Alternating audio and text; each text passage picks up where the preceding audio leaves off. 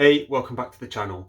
I've wanted to do this video for a long time now because the information I'm going to give you in this video genuinely changed my life nearly 2 years ago.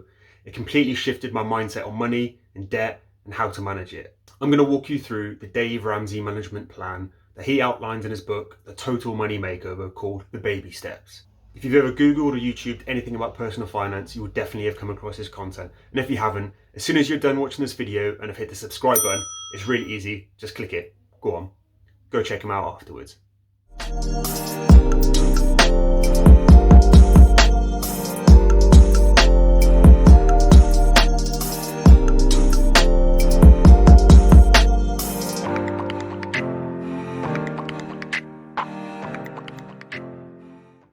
So, Dave Ramsey is based out of America, and if you know anything about the baby steps, you may be shouting at your screen right now, it doesn't apply in the UK. Well, I can assure you, it does.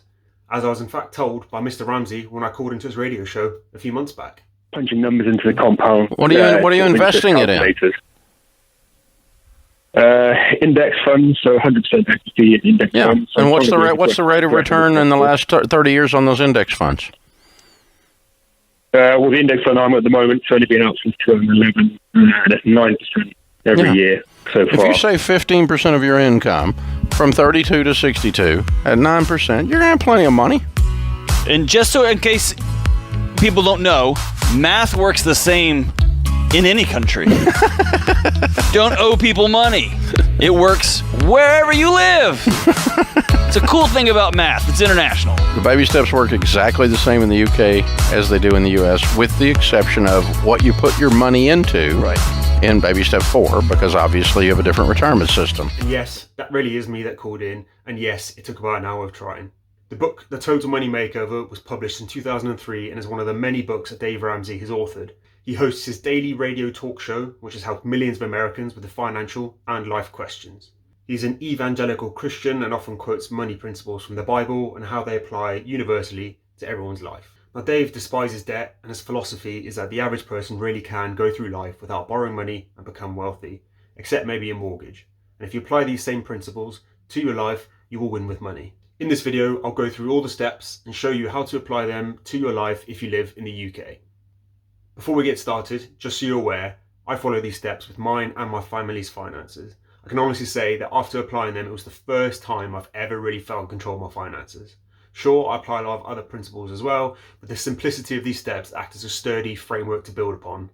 The important thing to remember with these steps is that they need to be done in order. They're split up into smaller steps to allow you to focus all your energy into the one baby step that you're currently on.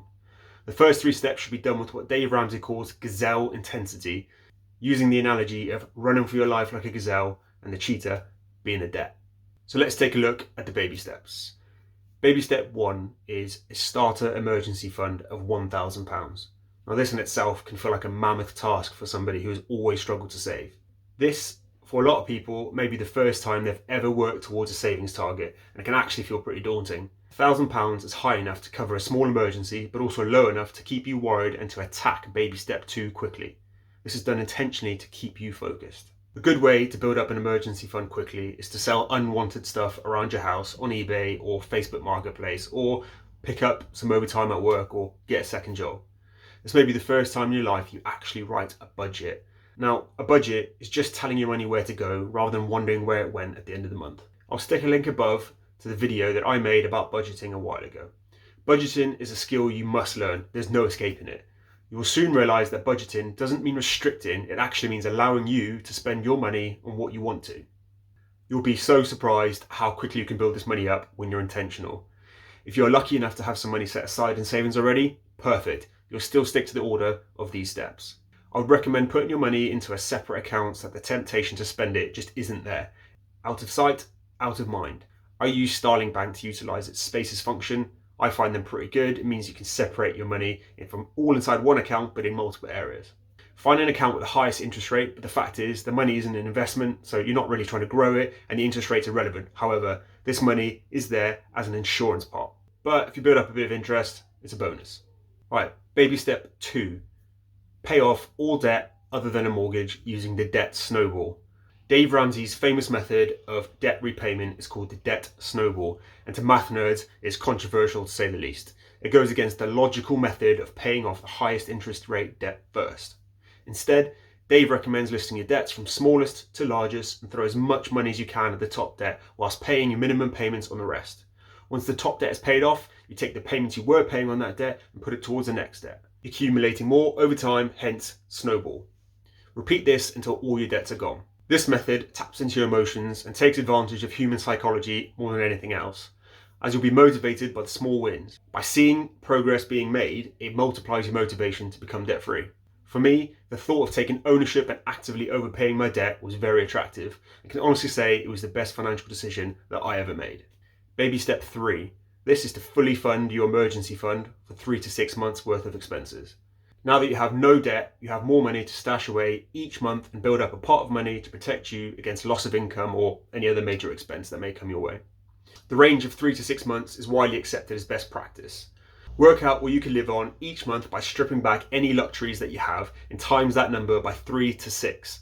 That will give you the amount that you need. This is, I don't know, maybe if a pandemic hits the world and you're out of a job. The standard advice here is to aim for 3 months if your job is secure and you think you could pick up work easily should you lose your income. Aim closer to 6 months if you have an unstable income or you work as in a niche that may make it quite hard to pick up work quickly. The fact is, this number is subjective. You need to choose the amount of money that's going to make you feel secure should things go wrong. By having this fully funded emergency fund, if you need it to dip into, your investments won't need to suffer. Sure, you may pause them, but you're not going to be going backwards. Right, so the 3 remaining steps should all be done at the same time. Dave recommends taking your foot off the gas at this point.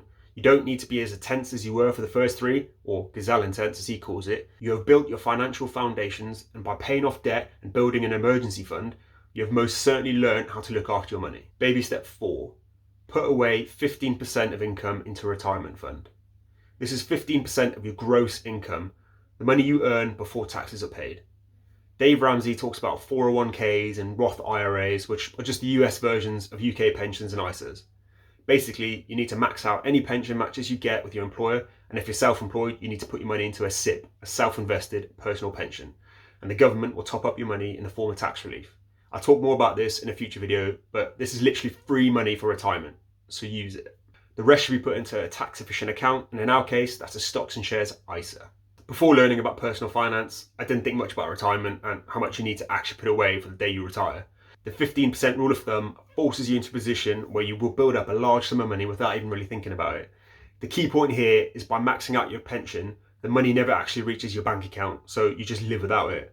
Further money added to your ISA to hit that 15% target should be an automatic payment close to payday as possible so you don't even realise it's there.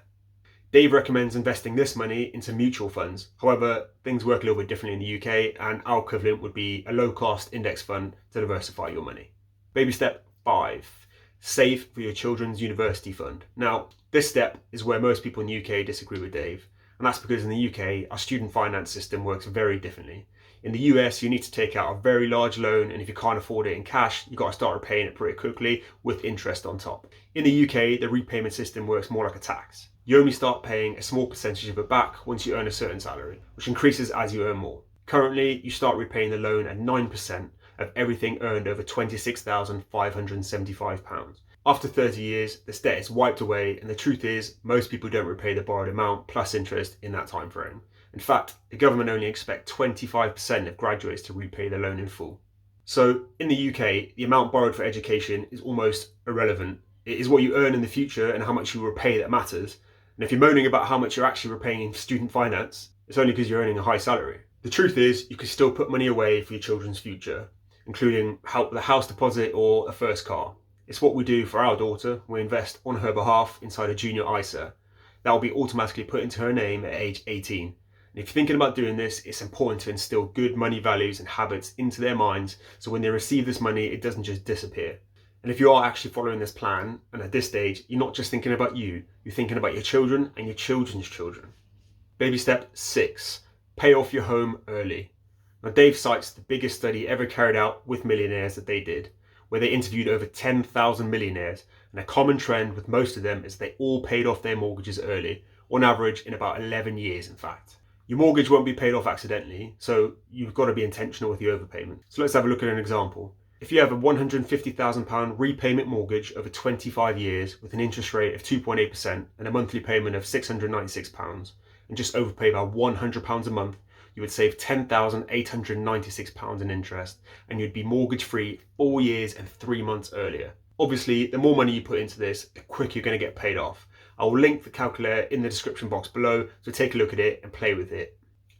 Most mortgages allow you to pay 10% of the total value of that mortgage each year. That's quite a large target for most people. However, if you just aim to overpay just a little bit every single month, you're working towards financial freedom. Baby step 7, the final baby step, is build wealth and give. Now, the final baby step is all about giving money away. Dave states that at this stage of the plan, you're in a position to help others. That's because you've already sorted out your own finances and you can help other people who are less fortunate than you. Now, this step for me is the one I'm looking forward to the most. I've never really been great at giving money away, and to be honest, it's because I think I have a scarcity mindset when it comes to money. That's down to not having a lot of money when I was younger. The more financially stable I get, the more I actually give away, but the truth is I want to give away much more. Let me know in the comment section below how you're feeling about giving money away, or whether this is something you already do or have always done. So I want to make one final point about Dave Ramsey, and if I'm talking about him, you can't not talk about credit cards and how much he hates them. He hates them with a passion, and I can understand why. It can ruin people's lives if not managed correctly. I myself got into thousands of pounds worth of debt using them. The difference in the UK is that there's a piece of legislation under Section 75 of the Consumer Credit Act that makes credit card companies jointly responsible for large purchases, meaning that you can claim any lost money through this and have much more protection with your purchases.